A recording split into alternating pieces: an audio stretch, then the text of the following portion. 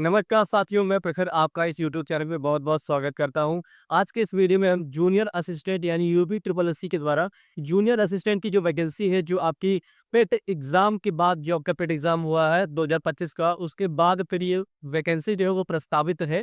तो इसमें कितना जो है टोटल पोस्ट है और उसके बाद इसकी सैलरी क्या होगी, क्या इसका एज लिमिट होगा और उसके साथ ही साथ मेन चीज़ है योग्यता। इसमें बात आती है ट्रिपल सी की कि पूछा आएगा कि नहीं आएगा, ट्रिपल सी की माँग की जाती है कि नहीं की जाती है, ये इसका पाठ्यक्रम क्या होगा, क्या-क्या चीज़ें इसके अंदर आपको पढ़नी होती है। तो सब कुछ चीज़ें आज हम इसमें पढ़ेंगे और लास्ट में इसमें जो हम ये इसका कंपेयर करेंगे कि आपकी जो 2021 के अंदर जो 2021 में जो पेट हुआ था, उसके अंतर्गत जो आपकी ये जूनियर असिस्टेंट की वैकेंसी आई थी, उसका जो कितना पोस्ट था और कितनी कट ऑफ गई थी। फिर 23 के अंतर्गत 23 में जो पेट हुआ था आपका, उसके अंतर्गत कितनी कट ऑफ गई थी और कितना जो है पोस्ट था, उस चीज़ को आपको दिखाएँगे और उसके बाद उस कंपेयर के बेस पे, उस बेस पे आपको बताएँगे कि इस बार का जो कट ऑफ इसके लिए हो सकता है, वो कितना हो सकता है, ठीक है? तो सबसे पहले हम इसके बारे में समझते हैं कि इसकी योग्यता क्या होने वाली है। आप योग्यता की अगर बात करें कि इस कौन-कौन से लोग इस एग्ज़ाम को दे पाएँगे जूनियर असिस्टेंट का, यानी कनिष्ठ सहायक का कौन-कौन से लोग एग्ज़ाम दे पाएँगे। तो आप देखिए जो के पास भी 12th डिग्री है, यानी 12वीं पास जितने भी लोग हैं, वो इस एग्ज़ाम देने के लिए एलिजिबल हैं। इसके साथ पेट 2025 जो है वो क्वालीफाई होना चाहिए, ठीक है? ये चीज़ें इम्पोर्टेंट है। मतलब आपके पास 12th की डिग्री होनी चाहिए और आप जो है पेट 2025 को क्वालीफाई होनी चाहिए। उसके साथ-साथ ट्रिपल सी जो है वो अनिवार्य है। मतलब जिनके पास भी ट्रिपल सी नहीं है, अभी से वो ट्रिपल सी के लिए अप्लाई कर दें, क्योंकि तो से 3 महीने का ये कोर्स होता है और 3 महीने में आपका ट्रिपल सी हो जाएगा और दिसंबर में आपका जो लगभग नवंबर से दिसंबर में आपका पेट एग्ज़ाम जो हुआ अभी, इसका रिज़ल्ट आएगा और उसके बाद जनवरी से आपको नोटिफ़िकेशन देखने को मिल जाएगी। तो अभी तो से 3 महीने आपके पास 3-4 महीने हैं, तो आप ट्रिपल सी अभी जिसके पास नहीं है वो कर लीजिए, क्योंकि इसमें कंपल्सरी है। अगर आप जूनियर असिस्टेंट का एग्ज़ाम देना चाहते हैं, तो ये डिग्री होनी अनिवार्य है। तो ये आपकी योग्यता है, ठीक है? एज लिमिट की अगर बात की जाए, एज लिमिट, ठीक है? एज लिमिट की अगर आप बात करेंगे तो एज लिमिट इसमें जो आपके यूआर यानी जनरल कैटेगरी के हैं, उनके लिए 18 से 40 वर्ष है, ठीक है? उनके लिए 18 से 40 वर्ष है और जितने भी आपके एससी, एसटी और फिर ओबीसी हैं, इनके ये जो एज लिमिट है वो आपका 18 से 45 वर्ष है। तो ये जो है ये चीज़ें आपको ध्यान में रखनी है। तो ये आपकी एज लिमिट है और ये आपकी योग्यता है। ये चीज़ें जिसके पास रहेंगी वो आपका जूनियर असिस्टेंट का फॉर्म भर सकता है। अब आगे और इसमें बात करें परीक्षा पैटर्न पे कि परीक्षा पैटर्न में कैसा पूछा जाता है आपसे, तो ये देखिए जो जूनियर असिस्टेंट की परीक्षा होती है, ये वस्तुनिष्ठ प्रकार की मतलब ऑब्जेक्टिव होता है, ठीक है? ये चीज़ें आपको याद रखनी है, ये कैसा होता है ऑब्जेक्टिव पेपर का मतलब आपको एक प्रश्न पूछा जाएगा, उसपे 4 एमसीक्यू रहेंगे, उसके आंसर आप लोग को टिक करना होता है, ठीक है? इस परीक्षा में 100 प्रश्न पूछा जाएगा, टोटल प्रश्नों की जो संख्या होगी वो कितना होगा? 100 होगा। यूपी यूपीट्रिपलएससी परीक्षा के लिए कुल अंक जो है वो 100 होंगे, मतलब कि हर एक प्रश्न जो है वो 1-1 नंबर का होगा, ठीक है?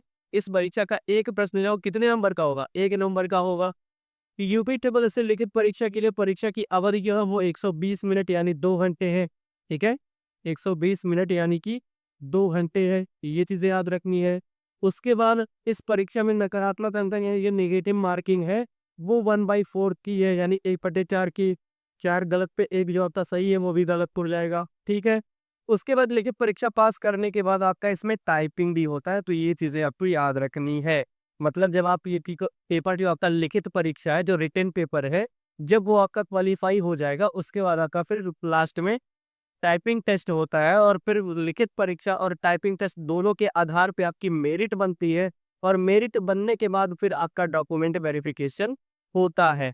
फिर ये पूरा पैटर्न है किसका जूनियर असिस्टेंट का यानी कनिष्ठ सहायक का जो एग्ज़ाम होता है।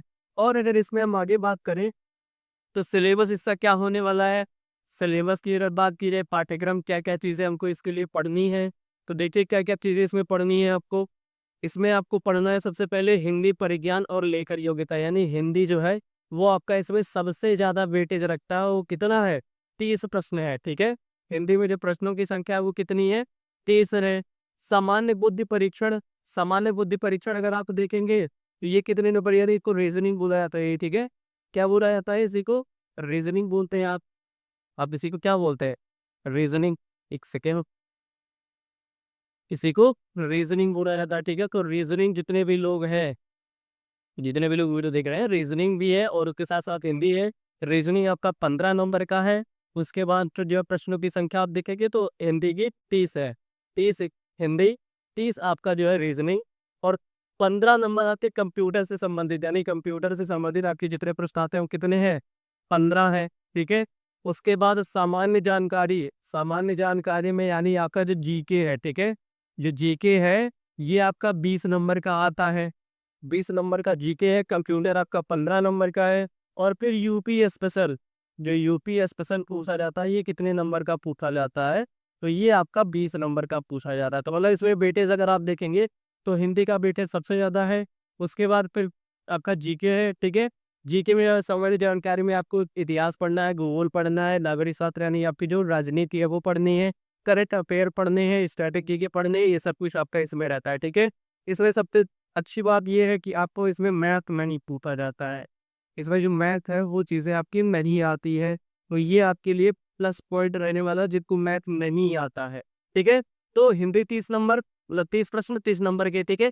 हर जो प्रश्न है उसका 1 नंबर का होता है, तो 30 प्रश्न 30 नंबर के, 15 प्रश्न 15 नंबर के, 20 प्रश्न 20 नंबर के, और 15 प्रश्न 15 नंबर के, 20 प्रश्न 20 नंबर के। मतलब किस प्रकार से आपके टोटल प्रश्नों की संख्या 100 रहेगी, और टोटल जो मार्क्स रहेंगे वो ही 100 नंबर का रहेगा।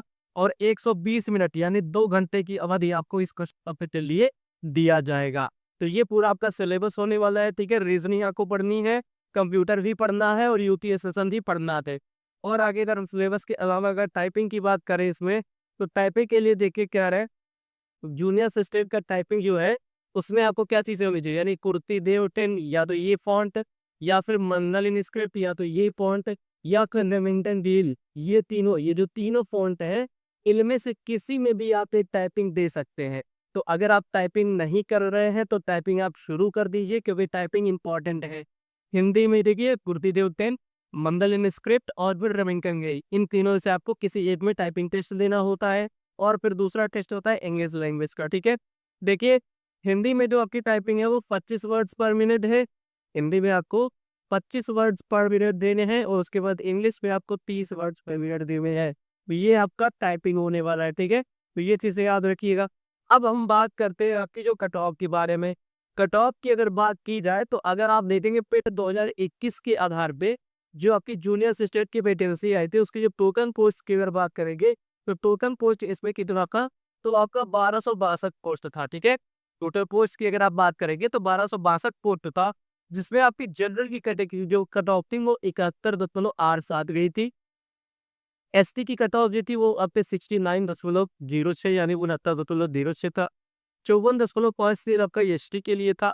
और फिर ओबीसी और ईडब्ल्यूएस, इन दोनों का कट ऑफ सेम था। मतलब आप देख रहे होंगे यहाँ पे यूआर यानी जनरल, ओबीसी और ईडब्ल्यूएस, इन तीनों का कट ऑफ सेम था। बाकी जो है आपकी एससी की 69 थी और एसटी की 54 था। ठीक है।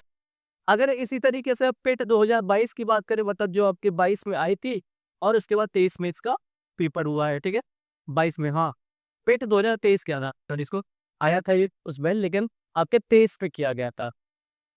23 का पेपर आपको पता है, क्योंकि बहुत हार्ड आया था, बच्चे को समझ में नहीं आ रहा था क्या चीज़ें कैसे पूछी जाए। तो ये 23 है। ठीक है। 23 के आधार कर लीजिए। 5512 पोस्ट आई थी। ठीक है। लेकिन इसका जो कट ऑफ गया था, जब इसमें पेपर बच्चों का सही नहीं हुआ तो सबने सोचा कि जो है इतने कम नंबर आए हैं, सबका बहुत कम कम नंबर आया था, तो सबने ये सोचा कि इतना कम जो है नंबर आया है, क्या नहीं इसमें सिलेक्शन होगा। तो बच्चों ने इसने फॉर्म ही नहीं फिल किया, और जब फॉर्म ही नहीं फिल किया तो इसकी जो कट ऑफ पे थी वो देखिए कितना था। जनरल का केवल और केवल जो है 15 नंबर, 15.22 नंबर। एससी का जो है 15.22 नंबर। एसपी का केवल और केवल 3.97 यानी 4 नंबर के लगभग। उसके बाद ओबीसी और ईडब्ल्यूएस यानी सबका जो नंबर था वो लगभग 15.22 यानी 15 नंबर आपके, 15 से 16 नंबर कट ऑफ गई थी। ठीक है।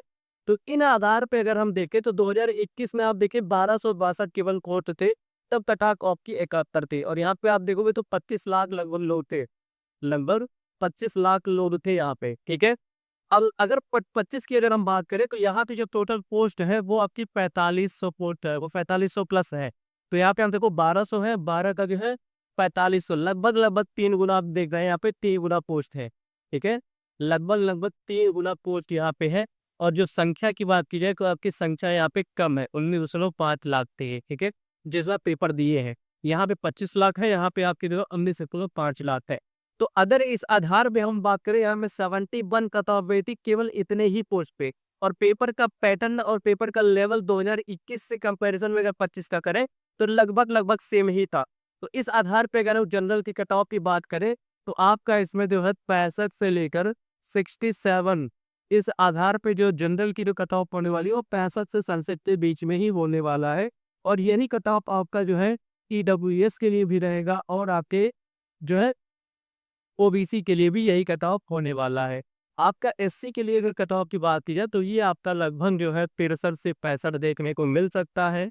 और फिर जो आपकी एसटी जो है वो आपका 55 से लेकर 57 के बीच में इनका कट ऑफ देखने को मिलेगा। तो कुछ इस तरीके से आपका इस बार का कट ऑफ इसका होने वाला है। और अगर इतना आपका लगभग आ रहा है तो आप जूनियर असिस्टेंट की तैयारी अभी से स्टार्ट कर दीजिए।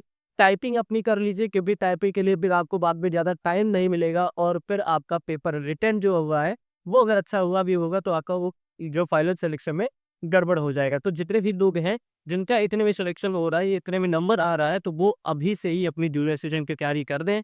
और अगर चैनल पे पहली बार आप वो जुड़ रहे हैं तो चैनल को सब्सक्राइब कर लीजिए क्योंकि यहाँ पे आपको लेखपाल और जूनियर असिस्टेंट वीडियो ऐसे तमाम जो आपकी जॉब्स हैं, जो वैकेंसीज़ हैं, उसकी तैयारी यहाँ पे आपको बेहतरीन तरीके से कराई जाएगी। तो वीडियो अगर सेशन अच्छा लगा हो तो सेशन को लाइक कर दीजिएगा, दोस्तों के साथ शेयर कर दीजिएगा।